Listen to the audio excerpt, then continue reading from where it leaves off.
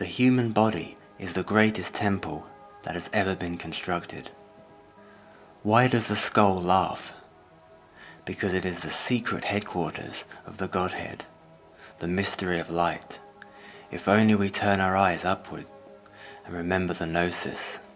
As the Indian sage Paramahansa Yogananda said, "Know that this universe is nothing but a dream bluff of nature to test our consciousness of immortality."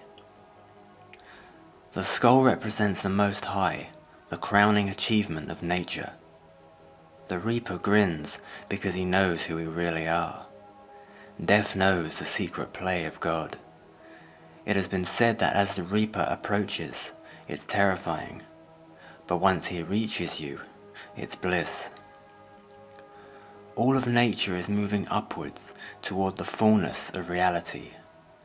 The pulse of creation moves from the ground up, evolving towards a destiny that was involved before creation, so that nature may follow a blueprint by which to evolve.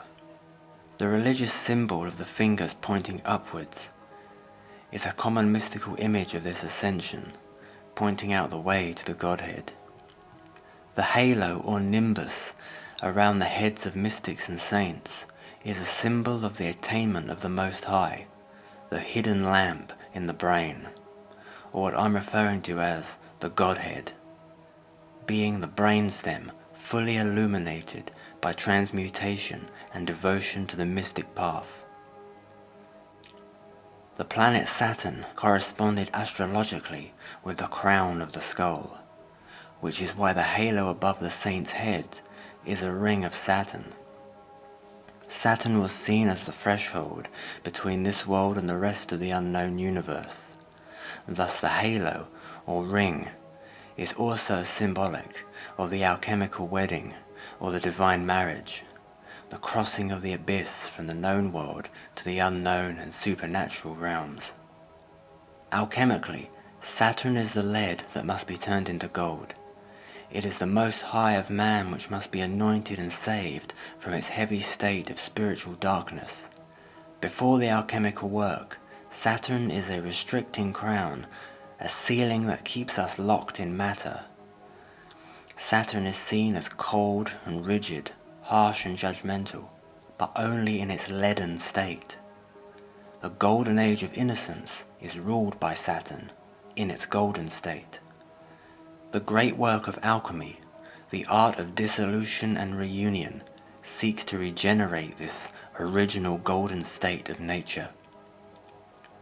Salvific alchemy is the secret way that leads to the restoration of paradise in man. The brainstem, specifically the thalamus, becomes an organ of illumination, which anchors the self in the higher atmosphere of human consciousness. In religious art, clouds may symbolize the grey matter of the human brain, which conceal the hidden kingdom of the inner brain. Light or sun rays emanating from the clouds represent the dawn of higher intelligence or the onset of divine light through the medium of the Godhead or the apex of the anointed brainstem. Higher consciousness is attained and protected by the anointing of the inner lamp, or the hidden kingdom of the brain. God made man from the waist up. The lower nature is ruled from the waist down. The inner light dies out when the lesser desires have their way with us. When we give ourselves to sin, we slay the God within. Just like a periscope on a submarine, you can look above the water without actually surfacing. In the same way, it's possible to look out the eyes for a lifetime, but never actually be anchored in the higher atmosphere. The self can look out at the world, but still be rooted in the lower atmosphere of perception. The destiny of human consciousness is to establish ourselves in the higher atmosphere, in the Most High, the skull.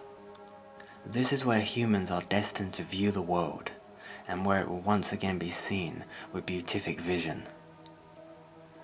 Once we restore the first eye of Gnosis, then Creator and creation are seen simultaneously.